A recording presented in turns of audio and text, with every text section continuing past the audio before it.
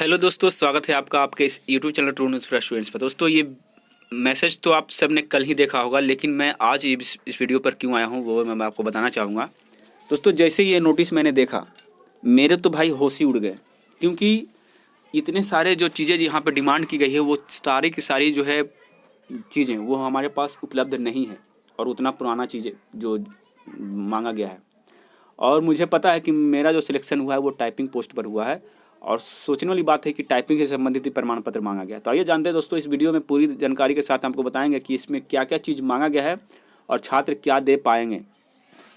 तो आइए दोस्तों, देखिए यहाँ पर प्रथम इंटर स्तरीय से संबंधित बाकी जो जानकारी आप सभी को बहुत से यूट्यूब चैनल के माध्यम से या खुद से आप प्राप्त कर लिए होंगे, इन सभी चीज़ों पर मैं बात नहीं करूँगा। मैं बात करने आया हूँ दोस्तों इसके बारे में कि काउंसलिंग हेतु अभ्यर्थियों को औपबंधिक रूप से प्रमाणित किया जाता है, जिसमें उनके द्वारा ऑनलाइन फॉर्म में जन्म तिथि, लिंग, श्रेणी, शैक्षणिक योग्यता, तकनीक योग्यता इत्यादि से संबंधित प्रविष्टियों का मूल प्रमाण पत्रों के साथ मिलान किया जाएगा। यानी कि आपकी जन्म तिथि सही नहीं भरे है तो दिक्कत होगी। लिंग आपका अगर गलत है, यानी फीमेल का जगह मेल, मेल का जगह फीमेल की है तो दिक्कत है। अगर श्रेणी गलत किए हैं, जैसे कि श्रेणी में आपका कौन सा श्रेणी में आप आते हैं, कैटेगरी क्या है, वो अगर गलत है तो आपको दिक्कत होगी। शैक्षणिक योग्यता अगर आपने गलत भरा है तो दिक्कत होगी।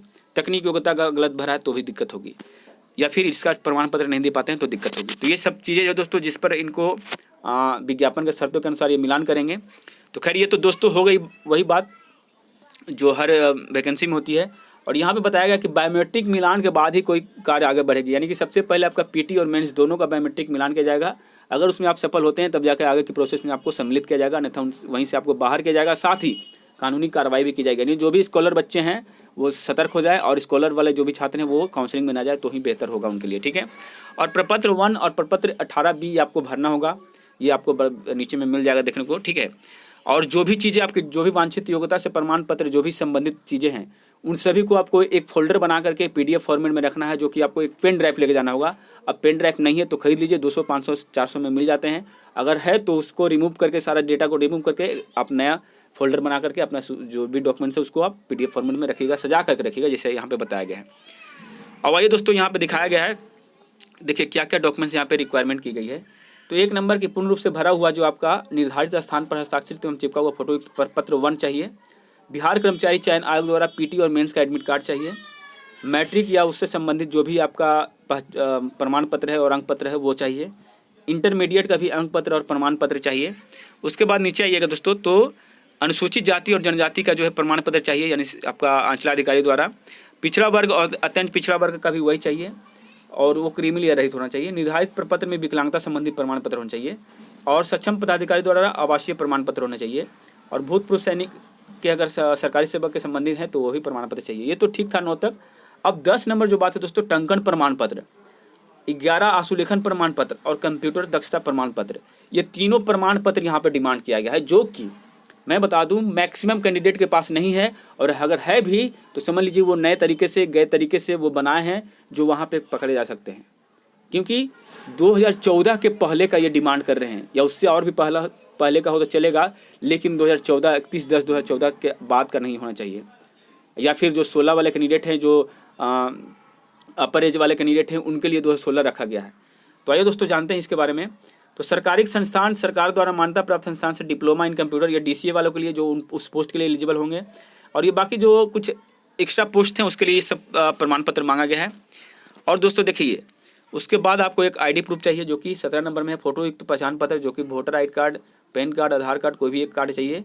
और उसके बाद क्रम संख्या 1 से 17 तक अंकित प्रमाण पत्र जो लागू हो, मूल एवं 3 सेट में 100 अभिप्रमाणित छाया प्रति जो लागू हो, यानी कि सभी का सभी नहीं, जो लागू आपके ऊपर होता है, जिस पोस्ट पर आपको लागू होता है वो चाहिए। यानी कि नॉन टाइपिंग पोस्ट तो ऐसा नहीं कि आपको टाइपिंग प्रमाण पत्र चाहिएगा है, नहीं। टाइपिंग प्रमाण वाले पोस्ट के लिए आपको टाइपिंग प्रमाण पत्र देना होगा, और बाकी के लिए नहीं देना होगा, ठीक है।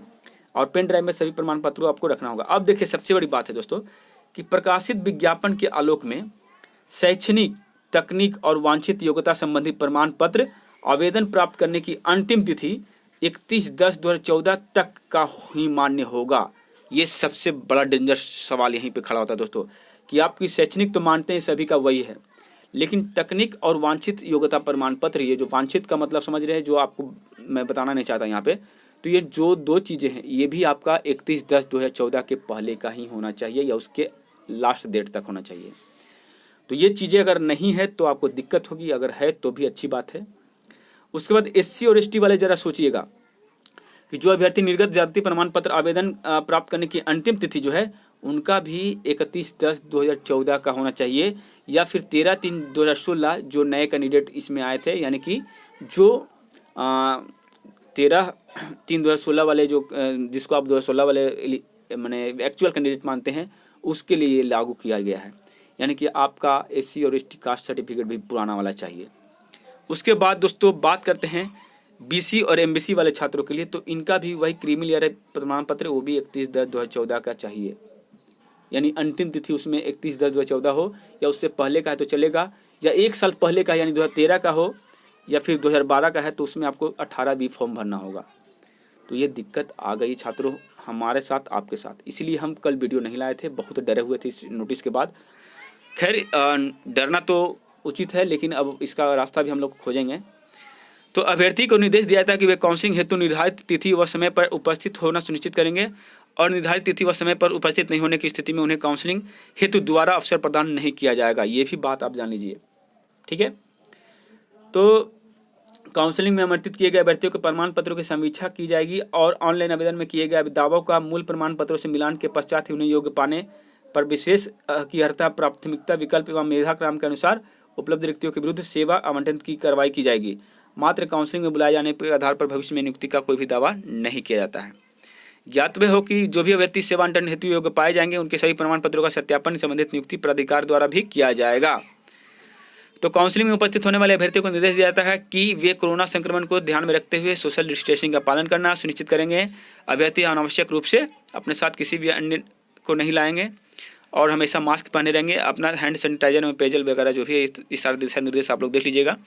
आइए दोस्तों नीचे जानते हैं। देखिए विहित प्रपत्र 1 है, जिसमें आपको सारा चीज़ जो है वहाँ पे भरना होगा। इसमें भरना क्या दोस्तों, देखिए प्रमाण पत्र की जांच की तिथि कब हुई, आपका रोल नंबर प्रारंभिक परीक्षा का, और रोल नंबर आपका मुख्य परीक्षा का, अभ्यर्थी का नाम, पिता का नाम, गृह जिला, राज्य, मोबाइल नंबर, ईमेल ID, आपका सभी प्रमाणित फोटो प्रमाण पत्र, फोटो जो है आपका फोटोग्राफ चाहिए।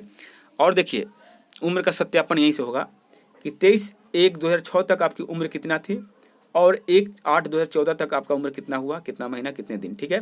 पुरुष महिला वगैरह सब देख लीजिएगा। क्या आप बिहार के स्थायी निवासी हाँ या नहीं, सरकारी सेवक है, भूतपूर्व है या फिर नहीं, सक्षम पदाधिकारी द्वारा अस्थायी प्रमाण पत्र जो है आपका वो कब का है, और पदाधिकारी का नाम बताइएगा, जाति, आरक्षण कोटि, और प्रमाण पत्र करने की तिथि, और करने वाले पदाधिकारी का नाम, ये सब भरना है आपको।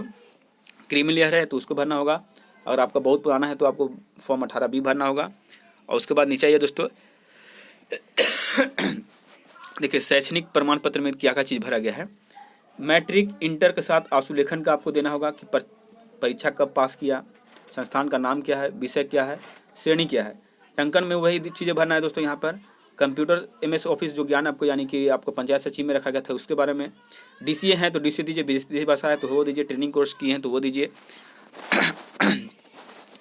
और बाकी चीज़ें जो है दोस्तों यहाँ पे देख सकते हैं, सब कुछ यहाँ पे भरना होगा। और उसके बाद नीचे ये 18B है, ये आपका जो OBC पिछड़ा वर्ग, अत्यंत पिछड़ा वर्ग के लिए है, जो कि बहुत पीछे के मैंने 1900 आपका 2013 का या फिर उससे पहले का अगर प्रमाण पत्र है तो ये आपको देना होगा। और नीचे आपका रोल नंबर है, तो आप लोग रोल नंबर देख लीजिएगा। 14 से स्टार्ट है दोस्तों, और 14 से लेकर के आपका नीचे आइएगा तो डेट मैं दिखा दूँ, 14 से 24 तक की आपकी जो तिथि रखी गई है आपकी काउंसलिंग की। तो खैर काउंसलिंग तो होना ही है दोस्तों, लेकिन सबसे बड़ी सवाल ये है कि इतने सारे डॉक्यूमेंट्स जो पुराने मांगे गए, क्या ये सभी के पास उपलब्ध होगा। तो दोस्तों मेरा मानना है कि सभी के पास उपलब्ध नहीं होगा, और जो तकनीक प्रमाण पत्र मांगा गया ये भी बहुत ही कम चांसेज है दोस्तों। तो खैर इसके बारे में हम लोग चर्चा करेंगे फिर से बाद में, अभी हम लोग इसके ऊपर जो है मंथन कर रहे हैं। तो फिलहाल इसी के साथ वक्तव्य के साथ वीडियो समाप्त करते हैं। जय हिंद, जय भारत।